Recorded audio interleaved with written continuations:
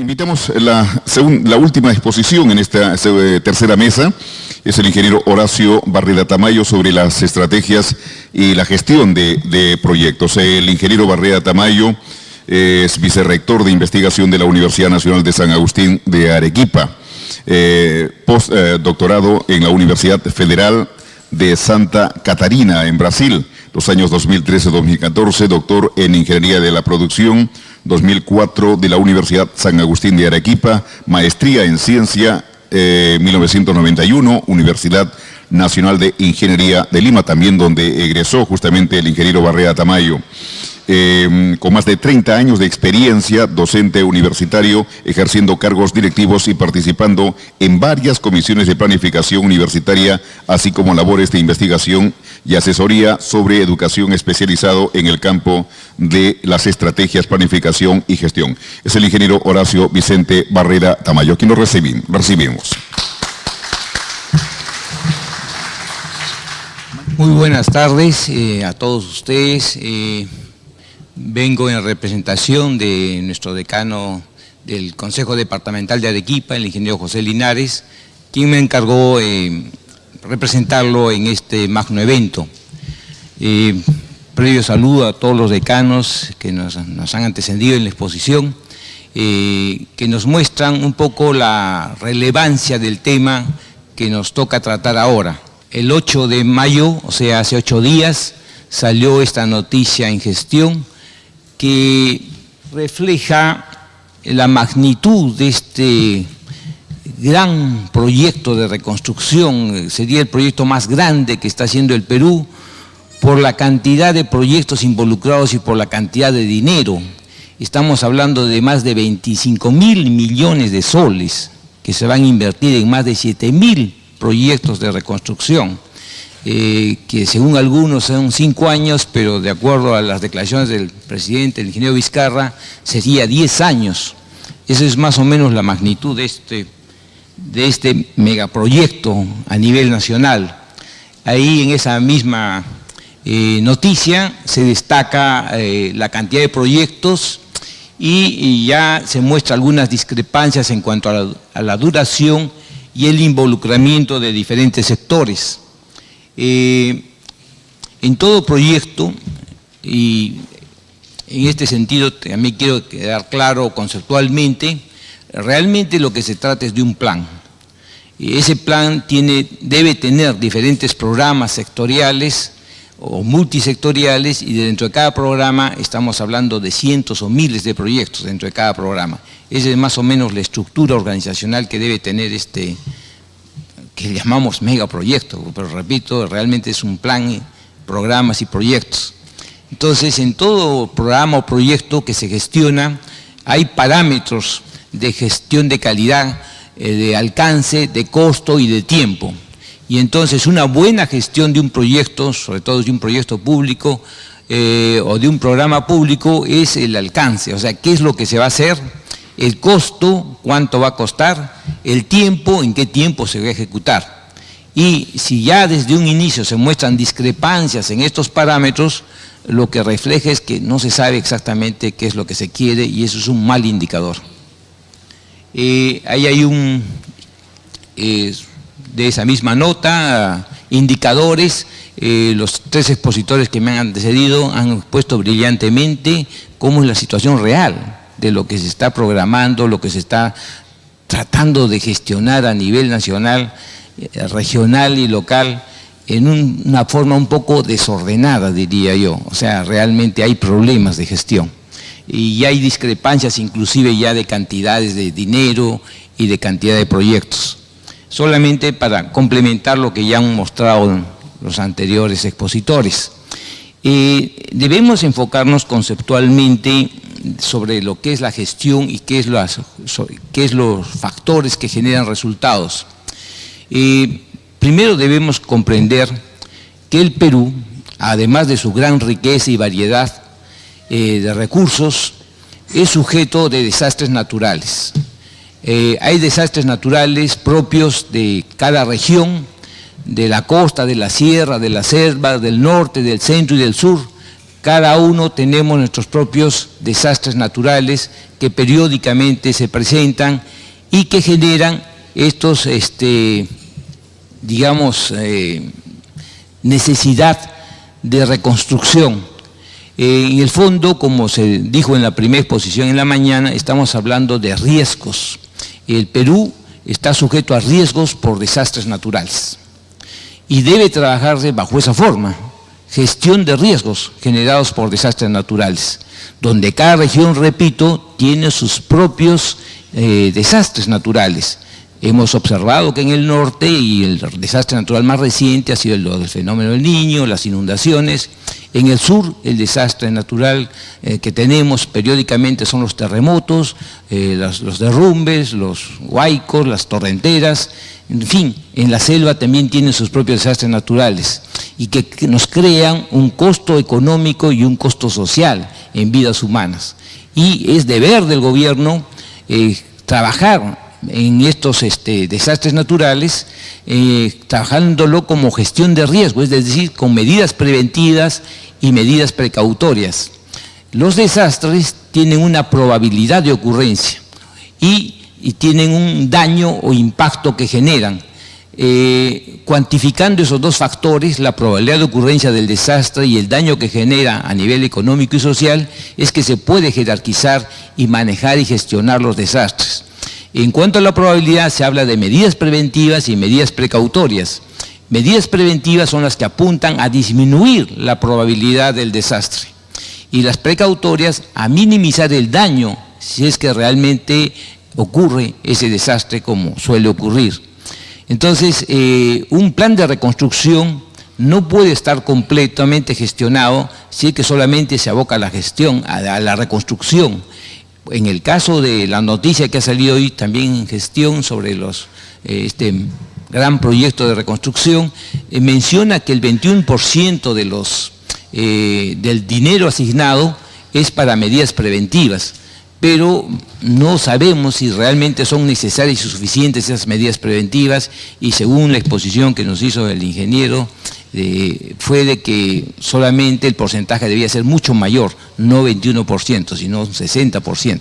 En fin, eso nos revela que hay problemas, dos tipos de problemas en gestión: un problema estratégico de qué es lo que se debe hacer y un problema de ejecución, que es con la gestión misma.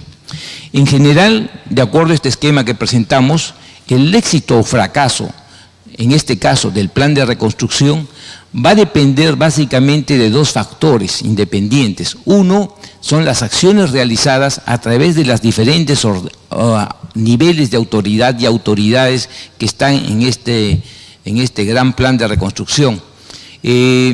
Pero lo que ahí detallamos y enfatizamos es que estas acciones realizadas por las autoridades en sus diferentes niveles pueden ser competentes o incompetentes, y las circunstancias reales que hay en cada localidad donde se han presentado estos desastres, puede haber por diferentes razones circunstancias favorables o desfavorables para actuar sobre ellos. Y entonces, si tenemos autoridades competentes, gerentes de proyectos, gerentes de programa que son competentes, y las situaciones son favorables, hay recursos económicos, y hay otro tipo de conocimiento, personal técnico, etcétera, es posible que esto sea un éxito. Pero si vamos con autoridades incompetentes, y lo digo textualmente, que no conocen el tema, no están capacitados para hacer ese tipo de trabajo, y además las circunstancias son desfavorables, es decir, no hay dinero, el MEF no asigna el dinero oportunamente, o hay otro tipo de circunstancias que nos falta personal técnico, profesionales u otro tipo de conocimiento o recurso, y evidentemente nos estamos enfrentando a un posible fracaso.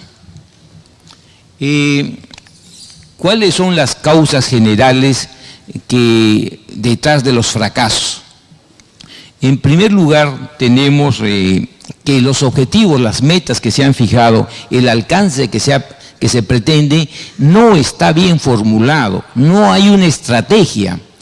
Cuando se tienen objetivos claros de qué es lo que se quiere hacer y se tiene conocimiento de los recursos con los que contamos, etcétera, La estrategia nos dice cuál es la mejor manera de actuar con los recursos que tienes para conseguir resultados. Y evidentemente se observa que no hay una estrategia. No hay una estrategia. Hay una agrupación de autoridades, de buenas intenciones, de leyes, de intereses diversos, donde no todos tienen claro cuál es el norte, cuál es la dirección, qué es lo que se quiere. Y segundo, cuál es la mejor forma de hacerlo. Porque en cualquier situación, con los recursos que se tiene, si hay una buena estrategia, se va a conseguir resultados en las circunstancias que se tienen. Otra causa muy común es la que no se ha planificado. Hay toda una metodología, como vamos a ver rápidamente, de diferentes escuelas de cómo planificar proyectos y programas de gestión. Y finalmente la ejecución misma puede tener problemas y conflictos como es normal, pero si las personas que están a cargo, las autoridades correspondientes, los profesionales a cargo, no son competentes, esa ejecución va a fracasar por los problemas y conflictos que naturalmente hay en cualquier proyecto o programa, en este caso de reconstrucción. A nivel de objetivos, de metas, yo les comentaba que debe haber una estrategia que nos diga cuál es la mejor forma de actuar, qué es lo que se debe hacer primero, qué es lo que se debe hacer después, en qué ámbitos hay que actuar para mejorar o lograr los resultados que queremos. Algo que nos ayuda es el enfoque del análisis crítico de Hurwitz, que dice que hay que distinguir lo que queremos de lo que podemos hacer y de lo que debemos hacer. Entonces, obviamente, si, por ejemplo, esta lista de proyectos que son más de 7.000, que representan más de 25.000 millones de reconstrucción en el país, es una lista de lo que queremos, no está bien, no está bien. Tenemos que confrontarlo con lo que podemos hacer, es decir, con qué recursos contamos, qué es lo que podemos hacer. Y finalmente viene el aspecto técnico, el aspecto profesional, qué es lo que debemos hacer. Y entonces tenemos que hacer coincidir esos tres aspectos, lo que queremos con lo que podemos y con lo que debemos hacer. Y hay buenas prácticas y hay metodologías que nos dicen qué debemos hacer. Si logramos unir esos tres aspectos, es que realmente sería algo viable, sería un objetivo viable y ya estaríamos partiendo bien. Pero si eso no está bien definido, no está bien analizado, no está bien formulado, vamos a enfrentarnos a situaciones frustrantes.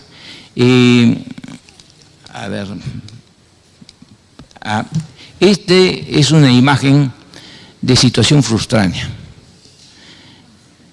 Yo quería ilustrar un poco lo que ocurre cuando, disculpen, pero es cuando gente que no sabe, gente política, se mete en cuestiones técnicas. O sea, es lo que ocurre. Situación frustránea es diferente de frustración. La frustración o fracaso ocurre porque hay algún obstáculo, porque hay algún problema, algún imponderable, algún desastre natural y nos lleva al fracaso, eso nos genera frustración. Pero situaciones frustráneas son aquellas que están condenadas a fracasar antes de empezar, o sea, nacen muertas. Ese es el problema en la gestión, en la planificación y en las autoridades, que asumen situaciones frustráneas, que están condenadas a fracasar antes de empezar. ¿Y por qué están condenadas a fracasar? Por lo que hemos dicho. Los objetivos que han planteado no son viables, no está bien planificado y está mal ejecutado. Es algo que está condenado a fracasar. Y ese es el riesgo que yo veo en este gran plan de reconstrucción con cambio, que puede ser una situación frustrante, si es que realmente no se toman los correctivos correspondientes. No están bien claros los objetivos, no se ve cuál es la estrategia que hay detrás de esto, no está claro la planificación y la ejecución, como han expuesto en los tres casos anteriores, está con serios problemas.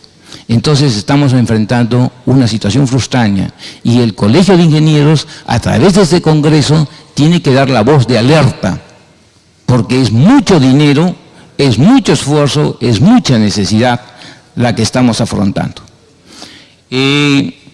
Todo proyecto en general tiene 3 fases. Lo que quería resaltar acá, que los montos van cambiando y eso es una práctica internacional. Cuando se hace un estudio de preinversión, se hace un perfil, se trabaja en términos generales y parece que eso es lo que están haciendo actualmente. Cuando ya se pasa a la parte de implementación, la primera parte de la etapa de implementación son los estudios técnicos y los estudios técnicos lo hace la empresa contratista. Lo hace la empresa contratista, no lo hace el gobierno local, porque el gobierno local es incapaz de hacer estudios técnicos. Un estudio técnico es algo que es hecho por especialistas en el tema. Y entonces, si hay en algunos gobiernos locales que pretenden hacer expedientes técnicos de proyectos de reconstrucción, estamos mal, estamos mal. Ahí vamos a gente incompetente. No porque no puedan, sino porque no les corresponde hacerlo, no tienen la capacidad para hacerlo. Y si le estamos pidiendo a alguien que no lo puede hacer, estamos mal, estamos dirigiendo mal. Bueno, y finalmente ya viene el funcionamiento. Hay como 3 metodologías generales para gestionar proyectos y programas. Tenemos que considera estos planes, hay que es el más difundido, que es del Instituto de Gestión de Proyectos, el PMI, a través del PMBOK, que tiene ya varias ediciones, que habla de varios proyectos. O sea, el gerente del proyecto o el gerente del programa tiene que hacer primero, la gestión del alcance del proyecto. O sea, ¿qué es lo que se va a lograr cuando termine la ejecución del proyecto? ¿Qué tiempo va a demorar a nivel de actividades, fases y en total y de acuerdo a la ruta crítica? ¿Cuánto va a costar? ¿Cuáles son las características de calidad? El personal que va a trabajar en el proyecto, las comunicaciones que se van a dar al interior del proyecto, los riesgos. Todo proyecto tiene riesgos y hay gestión de riesgos, Y eso es lo que va a asegurar que podamos cumplir el tiempo, el costo y la calidad, si es que hay una buena gestión de riesgos. Y todo eso está a cargo del gerente del proyecto o del gerente del programa. Y finalmente, bueno, también hay un programa de adquisición de compras, porque como ustedes saben, si hay cualquier problema en las compras, en los recursos con los que se va a construir el proyecto, todo el proyecto se retrasa y ya no se cumple uno de los parámetros que es el tiempo, o se puede incrementar los costos, y finalmente todo eso es integrado. Ese es el enfoque del PMU, que es la escuela más difundida, y hay profesionales certificados en gestión de proyectos a nivel internacional y en el Perú. Es gente especialista en gerenciar proyectos y programas.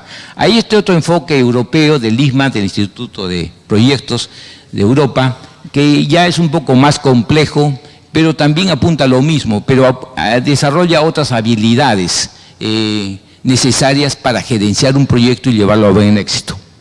Esto solamente para darles una referencia de lo que existe en términos técnicos. Entonces, toda ejecución, toda gestión de proyectos, de programas y de planes tienen que ver con estos 4 aspectos.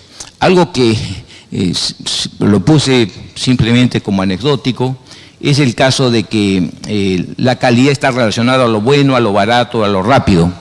Y entonces una forma de ilustrar la importancia de estos parámetros es que para un mismo alcance, o sea, para un mismo resultado esperado, estos 3 aspectos no son compatibles. En un taller dice que de una empresa había un aviso que decía: aquí hacemos trabajos buenos, baratos y rápidos, pero solo exijan unos 2, no los 3. Si quieren un trabajo bueno y barato, no va a ser rápido. Si quieren un trabajo barato y rápido, no va a ser bueno. Y si quieren un trabajo bueno y rápido, no va a ser barato. ¿Sí? Entonces, tienen que tener... Otro aspecto importante en la gestión de proyectos en general, de programas y planes, es esta frase de Harrington que dio base al balance scorecard, o el cuadro de mando integral que se usa en gerencia, en la gerencia, sobre todo en empresas privadas, y ojalá se pudiera usar en la gerencia pública, que es de la secuencia de que si no se puede medir, no se puede controlar. Si no se puede controlar, no se puede dirigir, y si no se puede dirigir, no se puede mejorar. Entonces, todo proyecto debe tener sus indicadores, debe tener su control. Hay software en el mercado. Inclusive uno de los software, el famoso S10, fue creado en el Perú y fue incorporado por la Microsoft al MS Project, porque nos permite calcular las fórmulas polinómicas para ver el incremento en los costos y hacer los ajustes en los costos. En fin, ahí sí, lo que quiero demostrar es que hay metodología, hay software, hay teoría para gestionar bien los proyectos y los programas de proyectos. Hay. Entonces ya para finalizar pasamos a las propuestas que un poco reflejan las 13 posiciones anteriores que coincidimos de alguna manera. Primero, sugiero, ustedes han visto y los mismos decanos han presentado, que hay proyectos relacionados a diferentes sectores, transportes, educación, salud, vivienda, construcción, etcétera, etcétera. Tiene que crearse una autoridad autónoma que centralice todo esto. No puede compartirse la gestión, no puede haber dos cabezas. Tiene que haber una sola cabeza desde arriba hasta abajo. Descentralizado, obviamente. Pero uno debe gestionar, y ese va a ser el gerente del proyecto, el gerente del programa, que debe que centralizar y ver que todo avance, y todo lo que se piensa hacer debe obedecer a una estrategia. Debe obedecer a una estrategia. Su estabilidad debe ser la duración del proyecto, no la duración del gobierno o la duración del programa. Entonces, el planteamiento que hay para mejorar la gobernanza de este gran plan de reconstrucción con cambio, como se ha denominado, es crear una autoridad en los tres niveles, que enfoque la gestión de los riesgos por desastres naturales, porque como ya hemos visto, y lo he ilustrado muy bien con fotos, el caso de Piura, son las inundaciones. O sea, de acá a 20 años, otra inundación, de acá a 20 años, otra inundación. ¿En qué estamos? No sé si ustedes se acuerdan que, paralelo al fenómeno del Niño que hubo en el Perú, en Ecuador, no tuvieron problemas de inundación, ¿verdad? No tuvieron problemas de inundación. ¿Por qué? Porque habían tomado medidas preventivas, habían invertido, ¿verdad? Entonces, a eso apuntamos, a que si el Perú, como dijimos inicialmente, se caracteriza por su riqueza y su variedad de recursos, también se caracteriza por sus desastres naturales, que son periódicos y cíclicos. Y entonces debemos manejar en forma profesional estos riesgos naturales o estos desastres naturales. Y dentro de esa gestión está obviamente la reconstrucción. El otro aspecto, y lo digo por experiencia, que he trabajado en el sector privado, en el sector público y en empresas públicas, es que la estabilidad en el funcionario público le crea pues derechos, obviamente es humano, pero no hay un compromiso con el trabajo. Y segundo, sus sueldos son bajos. Necesariamente, de acuerdo a la política del MEF, deben ser bajos, porque si no se incrementaría enormemente el presupuesto para ellos, y de dónde se va a sacar los recursos.